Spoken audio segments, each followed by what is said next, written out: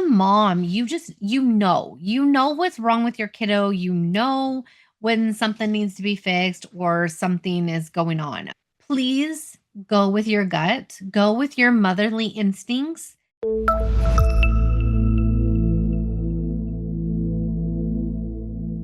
Hi, and welcome to The Other Side of Autism, Life Without Words. I am your host, Leanne, and today I kind of wanted to talk personal with you. I wanted to talk about my own journey from the time I had Brennan up until like the diagnosis, because I think it's also really important to kind of share this because Brennan was not diagnosed at an early age.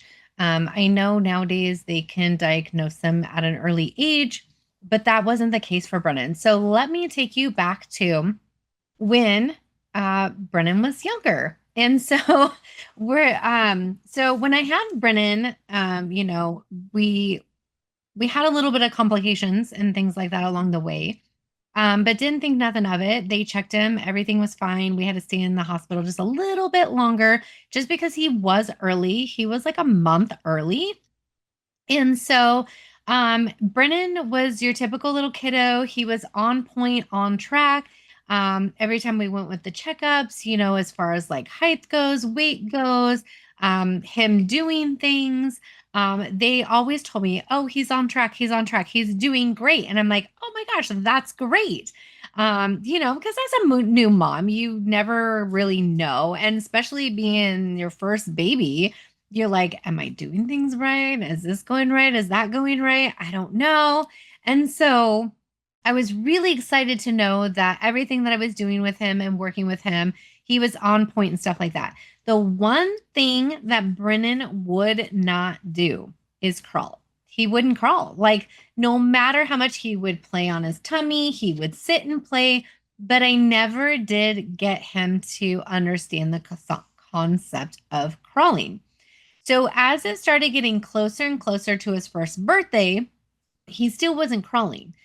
He would grab onto things, he would pick things up, he would try to walk, but he never really would crawl. And so I'm like, okay, this is interesting.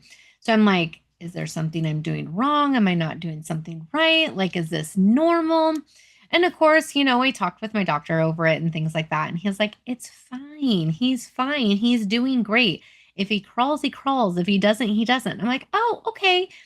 Just listening to him and being like, yeah, okay, cool. So if he doesn't crawl, it's fine. It's whatever. No big major thing. I just know from my own personal experiences of babysitting when I was younger and things like that, littler ones, you would see them crawling all around the place, or even just my cousins in general. Like, when my aunt had a baby or something, you've seen them from stage to stage. And you've seen him going from laying down, rolling over, doing all that to all of a sudden now crawling and then walking. Well, that wasn't the case with Brennan. But for the most part, Brennan was a great baby. He was on point with everything. He was doing great. And then his first birthday came. And literally, we were getting everything set up for his birthday, waiting for guests to arrive and things like that. And literally, my husband at the time was like, babe, check this out. And here's Brennan just walking. He just took off and started walking. And I'm like, what in the world? I'm like, he's walking. Okay, so we're totally skipping crawling. So I'm like, okay, not thinking anything of it. Like, doctor says it's fine. It's all cool. And so I'm super excited. He's walking. At this point, we're celebrating the walking, we're celebrating his first birthday. Things are going great. And then, gosh, I want to say it was about 5 months in after his first birthday. Brennan was saying dog, he was saying cat, he was making the sounds. Like, I worked with him. I was a stay-at-home mom. I got the privilege. My husband had a great job. I got the privilege to actually stay home with him, work with him, and get to see my kiddo grow up. And so we were working on things. We had animals. We actually lived out in the countryside. So our next door neighbor had animals. So we would take a walk up and down our driveway all the time because it was a pretty long driveway. And I'd always point out, oh, look at the cow. What does the cow say? Moo, and do all those things with them.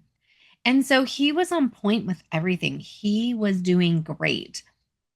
Literally, like 5 months into things, Brennan woke up one morning and it's like he wasn't there.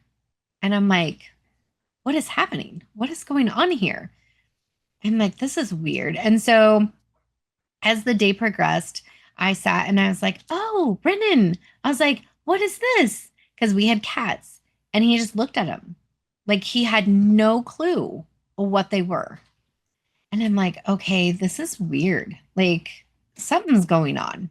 Like in my gut, I felt like something was going on.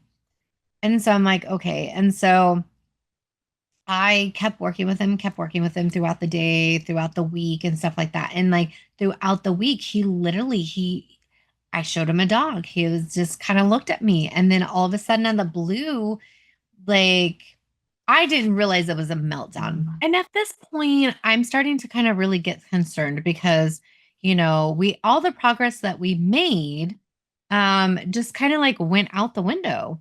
And so I'm sitting here and I'm like, okay, well, it's almost time for our next well child checkup. And so I'm going to bring this up to the doctor. And so I was bringing it up to the doctor. And of course, the doctor was like, well, how many words was he saying? And I'm like naming off all the words he was saying, the sounds he was making, and things like that. And he goes, oh, this is exactly how he put it. He goes, oh, he's a boy. Like they just take longer to learn things. Like it's like he was not remotely at all concerned about it.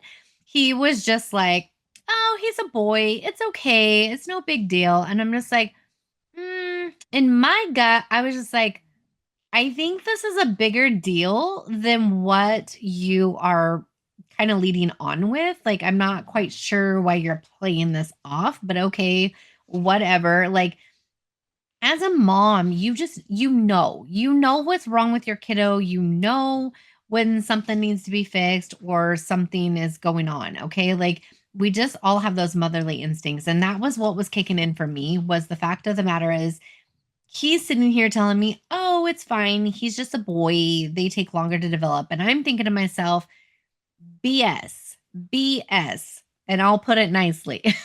That it was just the fact that he was a boy and he was being slow about maturing and all this stuff like that. And so um, I really wasn't okay with that, because the doctor was like, well, we'll see where he's at in what was it? I think he said like 2 months or something like that. And if things aren't progressing in 2 months, then we'll consider doing some other things like getting his hearing checked and doing this and doing that. And I was like, oh, okay. So I'll start there. So I immediately got his hearing checked. Hearing completely fine. So I'm like, okay, what else could it be? So at this point in time, my cousin and I both had kiddos around the same time. And her kiddo, though, was actually diagnosed with Down syndrome. And so I was having a conversation with her, and I was just like, hey, like, I'm kind of really concerned about this. Brennan was on point with everything. And then all of a sudden, he just kind of like woke up and it was like the lights were off. And I'm not really sure what to do. And so she was like, well, take him to early intervention, have him start testing them, doing this, doing that. And I was like, okay. And so I did. I actually got involved with early intervention and I actually started having them test Brennan and test him out for things and stuff like that. And I had a gal actually come out to my house. And mind you, this kind of took a while. So by the time we got the official diagnosis of everything, he was 2 by this time. And so I was just like, okay, I don't understand this. And so we had him tested. They came out and the lady did all of her testing and all that stuff like that. And then in the end, she looks at me and she goes, Brennan has autism. And I'm like, what are you talking about? And so she handed me the little brochure. I'm like, I don't even understand what that means. And so she had this little brochure that kind of went down the line or went down all of the quote unquote symptoms of having autism. And I'm just like, Okay, and I'm reading all of this, and they're saying no eye contact, they're not affectionate, they're not this, they're not that. And I'm just like, but that's not true. Like, Brennan is so in tune with me. Like, he loves snuggling with me, he gives me eye contact. But as I noticed over the period of time when I got this pamphlet and they diagnosed him, I started seeing it. I started seeing the signs. He wouldn't cuddle with me anymore.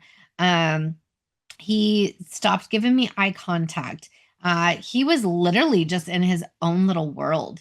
And I was just so dumbfounded because I'm like, how does this happen? Like, what? Like, how did I go from this baby that was progressing to a baby that literally woke up and the lights were out? Like, I don't understand this. I need answers. But at the same time, I was like, what does this mean for our family? Like, I just don't get it. Like, and I'm asking these questions. I'm like, what does this mean? What does this mean for our family? What do we do? And all this stuff like that. And they were just like, oh, here, we're going to help you along the way, the process and stuff like that. And then, of course, I go back to the well child checkup, and my pediatrician's like, oh, how's Brennan doing? And I said, well, Brennan's been diagnosed with autism.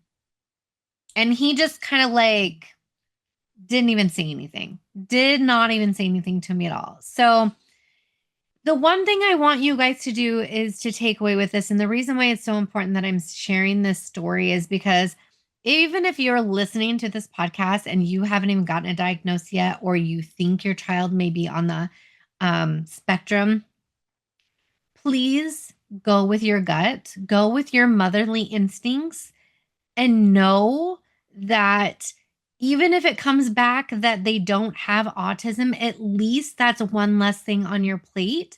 And that's one release off of you in general, saying, okay, we know it's not this. We know it's not that. Sometimes I hate the fact that we got to go down like this list and check mark everything off to get to the actual conclusion of what's going on with our kids. But it's so important, you guys. So listen to your gut. If something is not going right with your kiddo, please, please, please fight back. Tell them, take matters into your own hands. Because I think if I would have waited until the doctor was like, oh, okay, he's got autism, I think we would have been delayed a lot more than what we are. So I just want to say thank you so much for listening to our podcast. If you like what we have to say, if you like what we're sharing here, please hit the subscribe button, hit the like buttons. Also leave us a comment. Like, tell us how your story is and what you want to hear and things like that. How can we actually help you? So, with that being said, I want to thank you again for joining me on the other side of autism, Life Without Words.